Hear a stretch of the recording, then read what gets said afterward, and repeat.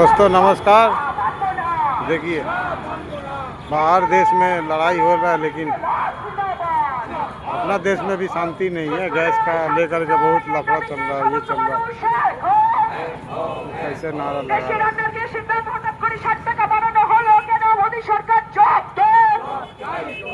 অবিলম্বে ইরানের উপর হামলা বন্ধ করতে হবে। এই দাবিতে সমস্ত মানুষ